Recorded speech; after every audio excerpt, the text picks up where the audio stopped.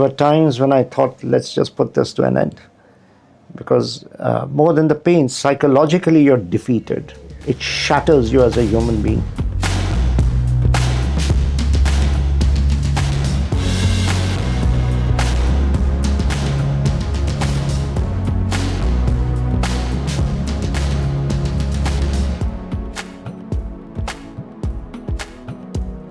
Our guest today is living proof that it's never too late to reinvent yourself, not at 40, not at 50, and certainly not at 60. At an age when most people are talking about retirement and slowing down, he was just getting started. Once a civil engineer and a media professional, Puneet Sud took an unexpected detour into the world of fashion and acting after a diagnosis of rheumatoid arthritis turned his life upside down. Today at 66, he's not only redefining what it means to age, but he's also gracing billboards, starring alongside global icons like Shah Rukh Khan and inspiring thousands with a story of resilience, passion and purpose. Please welcome to the show the unstoppable and unretireable Puneet Sud. Welcome, sir, to F360 Lifestyle. Let's rewind. Where were you brought up? What were your dreams looking like as a child? And how did that shift as a young man? I was born in Pune. My father was in the construction business, so I was brought up over there. What were my dreams as a 4 and a 5 and a 6-year-old? I've had this reputation of having a crush on every third lady or girl I saw. तो मुझे 4 साल में इश्क हो गया, 5 साल में उसकी बर्थडे पार्टी पे भी चला गया. By the time I was 6, my father took me away to Goa. So my best memories, between 1 and 6, or rather 3 and 6, are possibly the best years in your life, followed by what I am today, the 60s. But 3 to 6, it's also innocent. There's no pollution in your way of thinking. I have very happy memories of my school in Pune, the tree-lined streets which led to the school, eating वो 25 पैसे की ice cream मिलती थी. मुझे अभी भी याद है, the lemon flavored candy, pocket money 5 रुपए महीने की मिलती थी, and I used to 5 rupees. Yes. I distinctly remember, and that too was big money. It was sufficient to buy a softie, 1 lemon candy, and go for a nice movie with my cousins. So terrific memories. That was Pune. Then you studied civil engineering after school. Yes, after school I did my civil engineering because you see I come from an age where we didn't have many options. 2, the moment you even had the guts to tell your parents, I don't want to do what you're making me do, the answer would come even before you had asked the question, who am I doing all this? Who am I putting all this up for? That was the end of the discussion. Now, ironically, I did pretty well at engineering, but unfortunately, the year I actually graduated, my father passed away. And that led to the shift of moving to Dubai? Yes, indeed. What happened after that was that me and my younger brother, who's now, he is a chartered accountant and he settled in Canada, we did try for 3 or 4 years to see if we could carry my father's legacy forward, but then I don't think fate and destiny had that in store for us. I don't think we had steel and cement in our DNA, both of us. And I think most importantly, we found that we could be or could turn out to be good employees, not employers. Well, sadly, things went from bad to worse, and the benevolence of an uncle who was based in Dubai, that's what triggered the whole thing off, and there you were, 1988 August. I boarded an Air India flight. That was Dubai. But what was that looking like for you? I mean, just a sudden Blank switch. wall. I'll be very honest with you, Olivia. It was a blank wall. I had absolutely no clue what I was heading to. वो कहते हैं ना कि तालाब में छलांग मार लो, you suddenly find that instead of the 6 feet you expected, it's now suddenly 20 feet and you thrash it on. But you see, you learn to swim.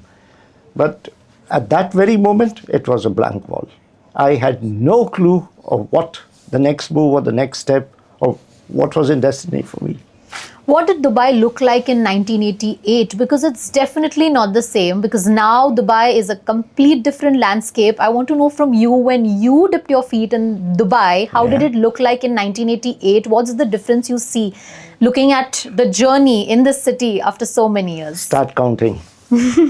Trade Center was the tallest structure in those days. Sheikh Zayed Road was, if I remember right, 2 lanes on either side. And here's the best part. I would go on sales calls to Abu Dhabi and share a cab. On my way back, I would somewhere near what was to be Jebel Ali in those days, ask the taxi driver, have we reached Dubai? And he'd look back at me and say, did you see the lights of Trade Center? And I said, no. He said, go back to sleep. So that gives you a fair idea that there was not much between Jebel Ali and the Trade Center. It was desert. I still remember when I used to work during my days with the Gulf News, the newspaper. The parking lot was a huge patch of sand. And we would suddenly get off Sheikh Zayed Road, if you may, and then find a parking spot where the sand was the minimum so we could, dirty our shoes and walk to office. I saw the first flyover in Dubai.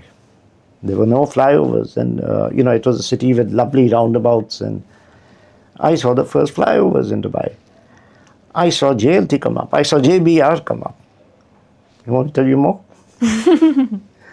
But sir, life took a U-turn for you in 2018 when you were diagnosed with rheumatoid arthritis. Actually, it was 2016. 2016. Yes, I was still in my second job with a telecom company. And then that debilitating, horrid, painful disease struck.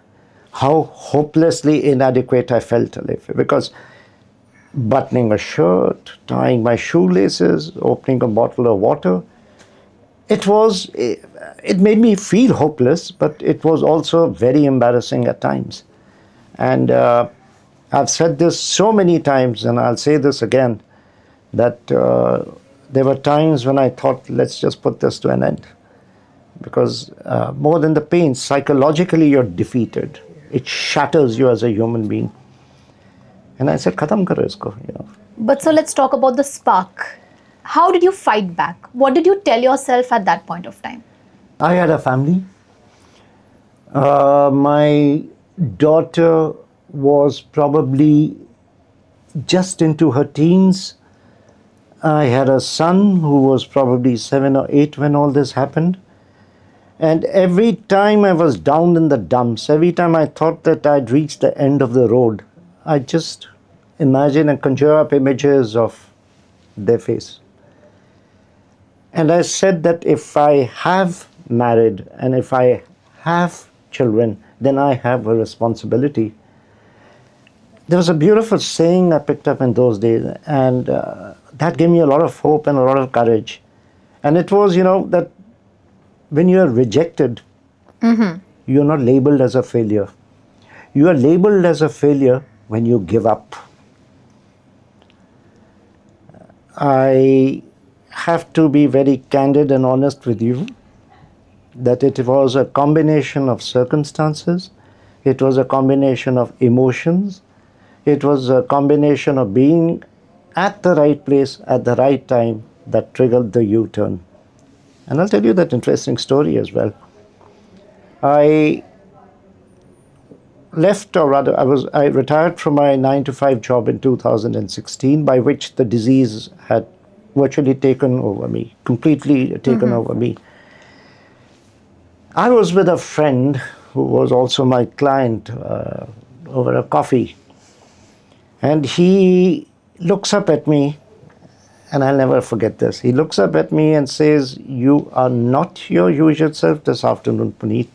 What's wrong? Kya baat hai?" I said, fine, must be. He says, I've known you for 10 years now, and you're not yourself. And while we were talking, I noticed that he was anxiously glancing through his office window at the showroom. And I said, so, you don't look too good yourself. What's wrong with you? So he said, yeah, we were doing a shoot downstairs on the floor of the showroom, and the gentleman who's supposed to play the grandfather hasn't turned up, and we're ready to shoot. I still didn't, it didn't strike me, or it didn't hit me. He said, why don't you go play the grandfather? I said, hello. Wow. Me, grandfather shoot? He says, yeah. He says, it's a 3-second shoot. You walk up to where I tell you to, or where the director tells you to, look at something, smile, and walk off.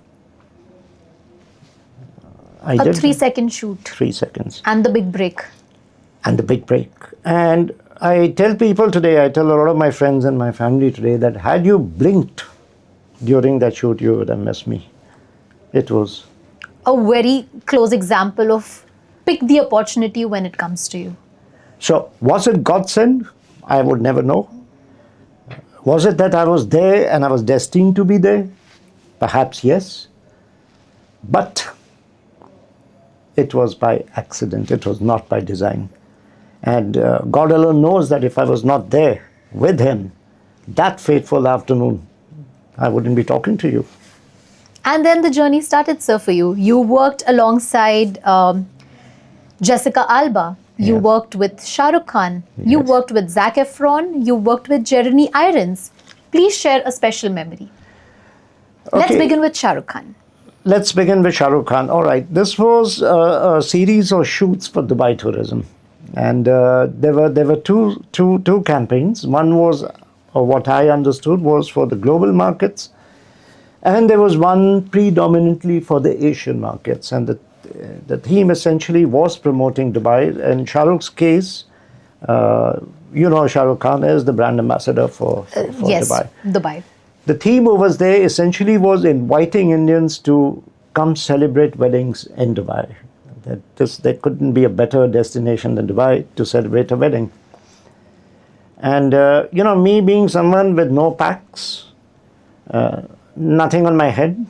I mean, it's as plain as you could land an alien spacecraft on my head if you want to. I played the grandfather. And I think we were a group of 6 or 7 of us. It was COVID, and we were shooting on a dhow somewhere in Marina. And I think the whole scene in the final version of that particular video, you probably see me for 2 seconds. But you see, here, it was not time that mattered. It was that great surreal feeling that I was with Absolutely. the man himself. And I had the pleasure of actually dancing on that dhow about a foot away from the man himself. And that to me was like a million seconds, irrespective of how long I featured in that video. Absolutely. But I was there next to Yeah. him. For many, it's a dream, and you've lived that And there was dream. no security between him and me. I was there with him. Yeah. So that's it. Now, if you get a chance to work in Bollywood, sir, who's that one actor you look forward Ah. to? What genre would you pick? You've touched a chord. Because, Lydia, for quite some time now, I have the Indian advertising and entertainment landscape in my sights. I would love to perhaps take things step at a time. Perhaps start off with what I am pretty experienced and proficient in, which is advertising. I would love to make a foray into OTT because that is the future of things. And then, of course, I optimistically hope that I catch the eye of someone someday and take the first steps towards Bollywood fame. But to answer your question, why not? I would love to play a grandfather to Alia Bhatt, for example. So yes, that remains. It's a bucket list. It's what I now call the final frontier of my career, India. India. So fingers crossed, God willing. Yeah. There's a very beautiful thing, sir, you've mentioned in one of your interviews. You once said, I hate to use the word retire. Retiring is for cars that don't run anymore. Can you unpack that philosophy for our audience as well? Yes, absolutely. Why should someone retire? Let me ask the audience and let me ask the world around me, why should someone retire? What is retirement? Are you telling the world, or is the world telling you that you are good for nothing now? is that all you do is now go warm your bones in the sun, play with the grandchildren, have an early lunch and go off to sleep? We are the brave new 60s, Alinya. We are in a situation and a position, if I may, that in a position where we've got the best of both worlds with us. हम immature नहीं है. We are not kids. That we have a lot to learn. Nor are we that old that we've forgotten what we learned. The brave new 60s are in a position to leverage all the experience that we have gathered over the years. We are at a vantage point where we can actually tell a lot of youngsters of how to move forward in life. So if you retire at 60s, how the hell are you going to do all this? 60s is when life actually begins again. Reinvent yourself. Rediscover yourself. And stop using that word retire. Yeah. You retire cars, for God's sake. Cars which in the morning won't start anymore. And I start pretty well at 60, even now in the morning. So I'm good. So that's my philosophy and my take on this retirement word. What message do you want to give those who feel very hesitant? A lot of people have this very negative notion about aging. You work till your 40s, you set up something until you're 50, then you sit at home, then you look after your children. You don't want to work. But what is that one message you want to give those people? That it's never too late, it's never too early. You need to keep working and you can keep working. You said sit at home? Yeah. I say don't sit at home. Absolutely. You say look after the children? I say by the time you reach 60... Manage time for children. Manage time for children, Absolutely. yes, that's right. But then again, by the time you're 60, your children are pretty old enough to look after themselves, so you don't have to actually look after your children. So what do you do next? What you do next is reinvent yourself. Rediscover yourself. Let me give you an example. I am a civil engineer by qualification. When I came to Dubai and started doing all my sales and, either with media or... I discovered that I had a talent in me, which was selling. I could sell the sand to an Alenia. I'm not exaggerating, but I suddenly found I was a bloody good salesperson. So, self-belief, love yourself, self-esteem. Ask yourself, there's so much in you which you did not know was there or it existed. And you'll find answers come your way without really, you have to put in an effort. No one's going to come up, walk up to you and say, all right, you should be doing this. Let that come from within you. And once you start discovering there's so much in you, roads start opening, avenues start opening, opportunities start opening, and especially when in a place like Dubai, which gives you an opportunity virtually every morning. Pick up the newspapers, read the news. There's so much happening in the city. There's so much happening in this emirate. It's a melting pot for close to 200 nationalities. That means diverse cultures, diverse food, diverse fashion. So there is an opportunity everywhere, every day, literally. Grab it. Don't sit back and, I should have been doing this, I should have done that. We don't have time to be reminiscing about things which are gone. That's water under the bridge. Train your sights on what can you do with the... God gave us one life, Ananya. Alifia. Let's make a fist of it, for God's sake. Let's not just fritter it away by saying, I'm retired. What do you mean you're retired? So I don't believe in all that philosophy. I believe that if you can reinvent, rediscover, and find that something in you, there's so much more to do. Is there a message you want to give children, especially now, the new age generation, or somebody who's also facing the same as you? Say they're also going through, facing arthritis. What message do you want to give if they're feeling depressed? They don't want to fight it back. They're just feeling like they want to give up.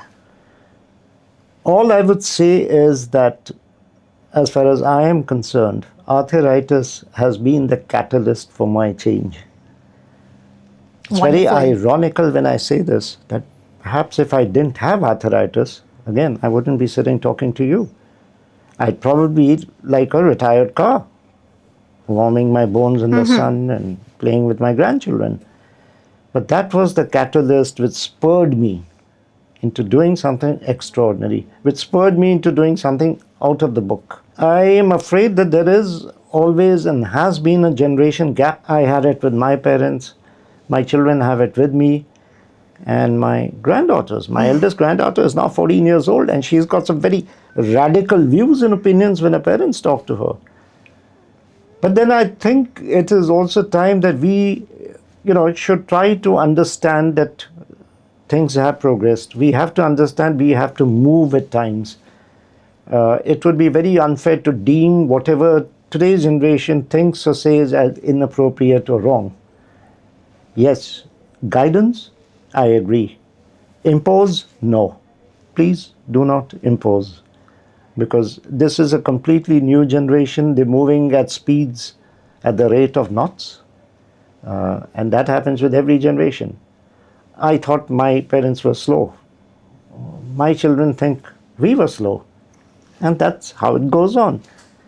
So give them those opportunities. They are very fast learners, trust me. They know what they want to do. And if you are afflicted with something as horrific as arthritis, I say this today because I've done it, I've gone through it, is use that as a catalyst. Use that as a catalyst to spur you on. Use that as a catalyst to teach you how to fight for yourself and for people around you. Don't let it put you down. In boxing they say, don't throw in the towel without a fight.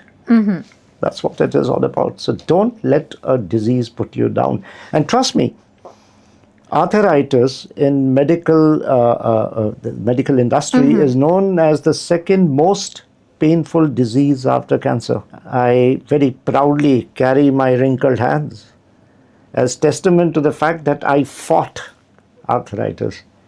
And I fight it even today. Even today. I insist I open a bottle on my own. It looks funny when I try opening a bottle, but I've managed to now find techniques to do it.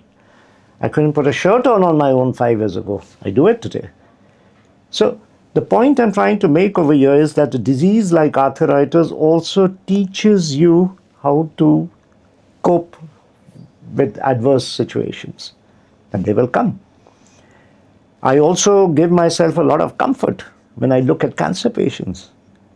I see the pain they go through. And I suddenly realize, what am I whining about? I am far more comfortable in life. I'm far more, the pain levels are much lower than what they go through. That gives me a lot of hope again. So treat any disease, treat any adverse situations as something to spur you to do that something extra. Every word of yours, sir, has been super inspiring. I'm so Not pleased. just me, but for our audience as well. But this is a very powerful question for you before I wrap this up. Please. What is this one legacy that you wish you will leave behind? I wish to leave a legacy, precisely what I was talking to you about, dealing with adverse situations. I would like to be remembered as someone who took on disease, who took on adverse situations, who took on a very dog-eat-dog world. I didn't let my spirits ever droop. And I would like to be remembered by people I know and people perhaps who I don't know as someone who did not throw in the towel without a fight. I went down with all my guns blazing. Absolutely That's my well legacy. said. Thank you so much for being with us, sir, today. It's been an honor, and thank you for everything. Thank you for your kind words. Thank you, Alinia. And I'd like to, through your media, also thank the fourth estate, the media in this country. I am a Dubai-bred talent. And I am so thankful to media over here who've been extraordinarily supportive. And, they have carried my story through the length and breadth of this country. And that's been a huge boost. And I'm hoping that someday this will prove to be the first steps towards bigger things. Absolutely, sir. Thank you. Thank you, Alinia. It's been a pleasure. It's been a pleasure as well.